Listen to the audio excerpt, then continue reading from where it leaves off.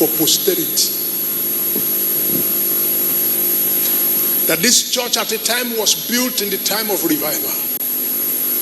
But the powerless church gradually, church in Europe did not die one day. They were dying gradually. It took 50 years, 100 years, and there's no more church. We have started that in Nigeria. I'm the one to tell you that if things go on the way they are, I'm old enough, I've been preaching for 50 years. I know the first church, I know the first house. I was part of the building. I know what the first house, what Christianity looked like in the 70s. My wife studied in UI. I will visit here.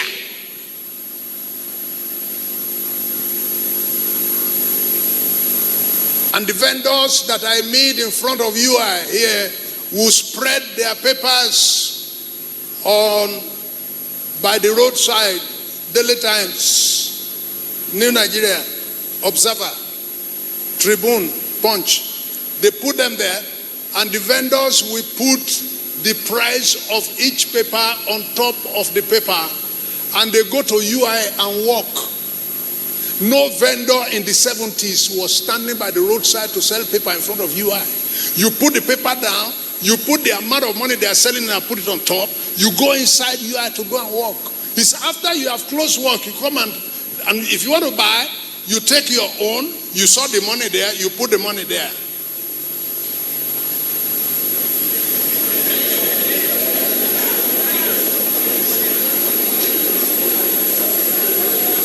It's after work that the vendor will now come and audit himself and audit the papers. He knew how many copies he put there, and that's the amount of money he's going to take away.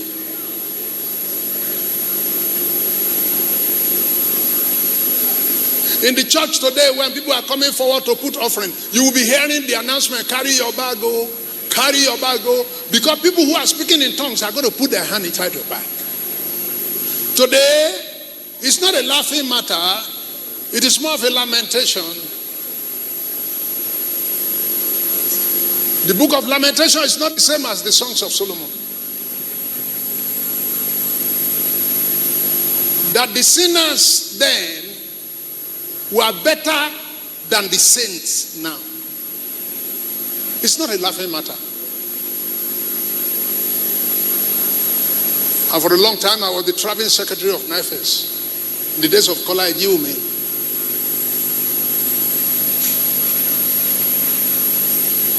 And the women who sell yam and who sell plantain and who sell stuff, they put the money, they gather their yams and put the money by the side. They put their plantain down and put the money by the side. I was a traveling secretary.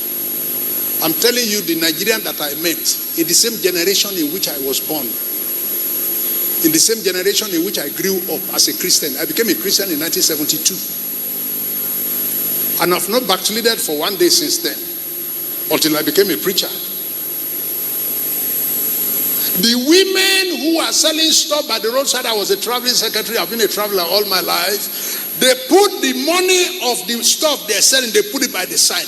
And they go and walk on the farm. When you want to buy, you stop and buy and put your money. And you will call her and greet her. And she too will tell you, safe journey, drive safe, and you'll be greeting each other. And you carry and go. It is when she finishes, you come and carry her money. The sinners then were better than the saints today.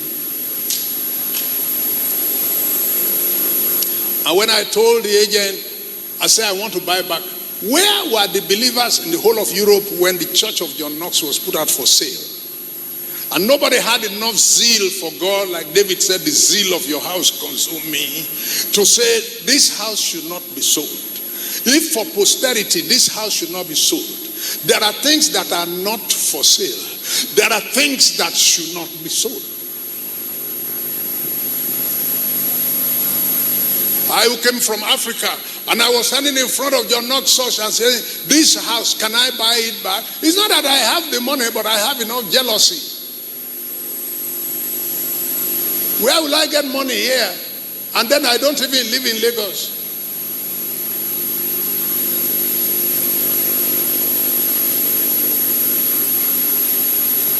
When David said, the zeal of your house consumed me. And I didn't know why and how I uttered the voice to the woman. I said, I want to buy this house. Let me buy it back for pilgrimage. That all Christians all over the world who ever heard about John Knox can pay visit to this place. She said, sir, we bought this building 25 years ago. Where were you then? I have broken it into apartments, room and parlor, room and parlor, room and parlor, and that's what it is for. It's not for sale. When it was for sale, we bought it. Where were you then?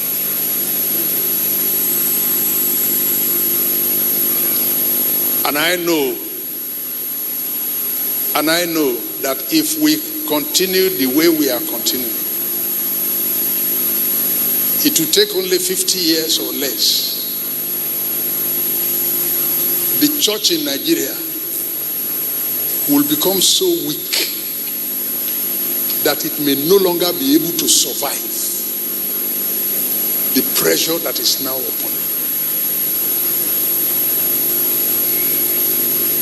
There's a Yoruba adage that says, Ori leja ti ma bẹ̀rẹ̀ sí bàjẹ́, teja ba ti ma bẹ̀rẹ̀ sí bàjẹ́, ori lo ti ma bẹ̀rẹ̀ sí bàjẹ́. That is, fish start spoiling from the head. Look at our heads.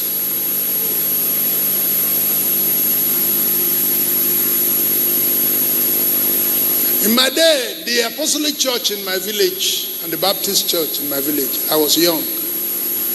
Where they are built now used to be the evil forest of masquerades. Elders of the church, not even pastors, came out one day and said, we're going to drive you away from here. And they did. And chased out the masquerade people uphill and took over the place and built church there.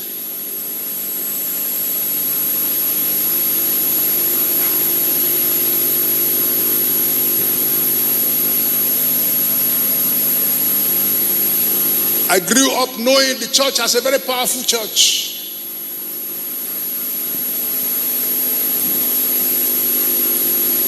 And under my watch and the same witness, I'm seeing Nigerian church, they are worshiping. And bandits enter the church and kill them inside the church. This was not the church I knew. And take the pastor and the wife and the daughters and take them away into the bush.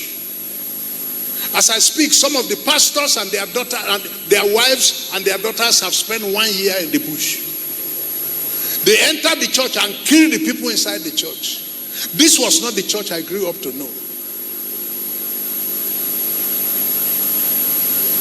Reverend Dr. Moody used to be the pastor of Equa Church, not even a Pentecostal church. I knew him. He was pastoring Equa Church in Kaba, where I did primary school. And he met armed robbers. And they pointed gun at him and said, bring the money in your pocket. And Reverend Moody pointed hand back and said, give me the gun in your hand. And they knelt down and handed over the gun to Reverend Moody. This was the church I knew.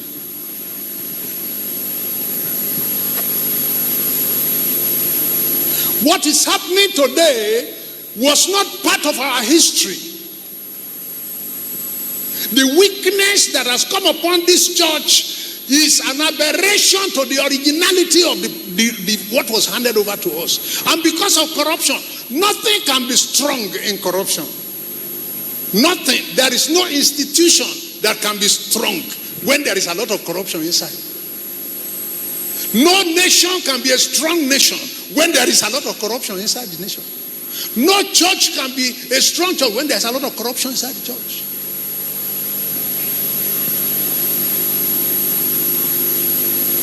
Leaders sleeping with the girls in the church and arranging abortion for them, and they are still leaders. They are still our leaders. How will that church be strong when the cleaner is dirty?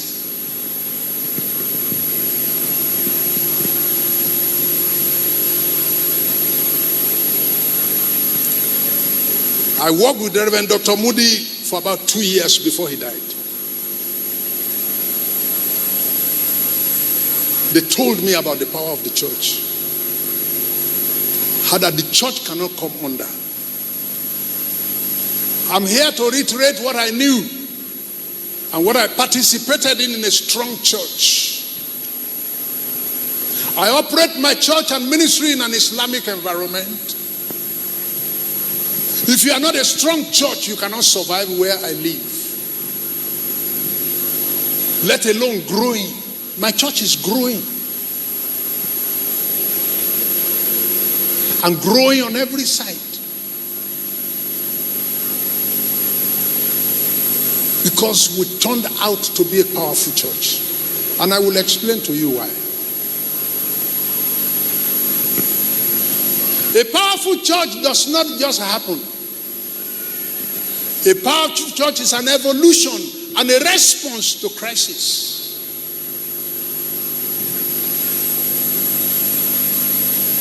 When we sit down and just sit down,